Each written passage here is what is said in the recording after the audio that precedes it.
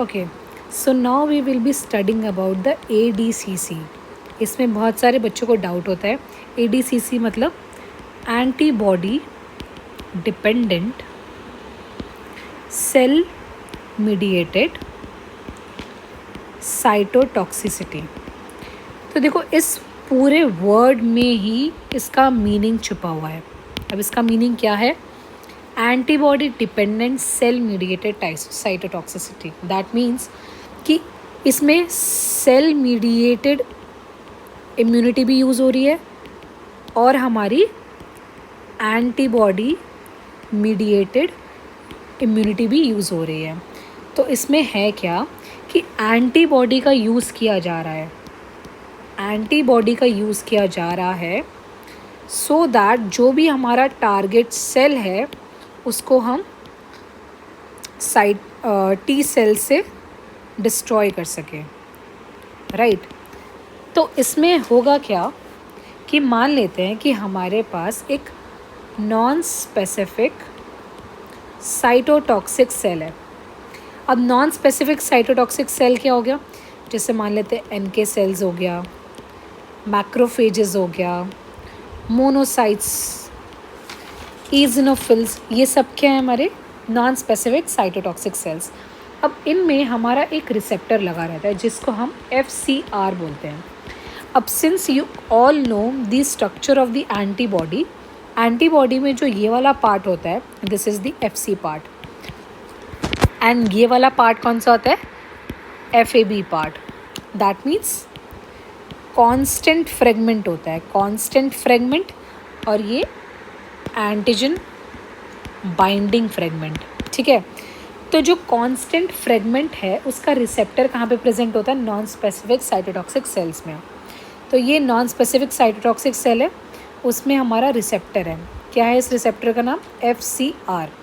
और मान लेते हैं कि ये हमारी एंटीबॉडी है, और एंटीबॉडी का ये कौन सा पार्ट है? FAB पार्ट है। अब ये जो FAB पार्ट है that is antigen binding fragment, ये किससे अटैच होगा? ये अटैच होगा हमारा एंटीजन से। मान लेते हैं कि ये क्या है? हमारा एंटीजन से अटैच होगा।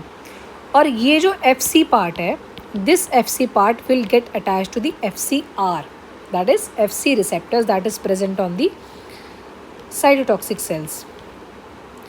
और ये कब होता है मैकेनिज्म?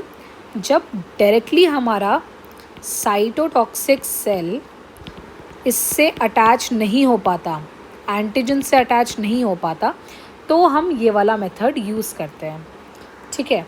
तो होगा क्या इसमें जो नॉन स्पेसिफिक सेल्स हैं, ये नॉन स्पेसिफिक सेल्स ये क्या करेगा? ये हमारे कुछ सब्सटेंस रिलीज़ करेगा। क्या सब्सटेंस रिलीज़ करेगा?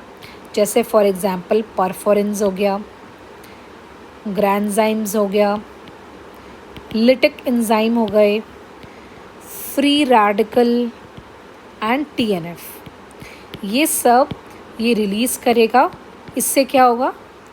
जो टारगेट सेल है हमारा, target cell could be anything, maybe virus, bacteria, parasite, anything.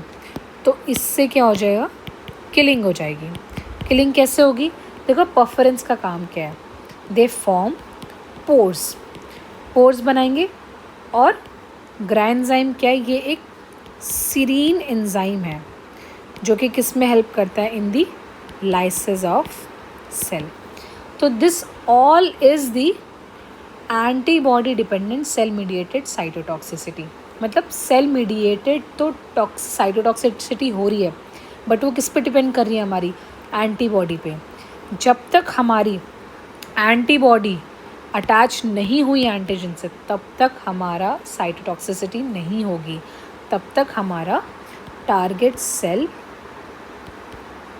की किलिंग नहीं होगी। So this is all about ADCC. I hope you will like this lecture.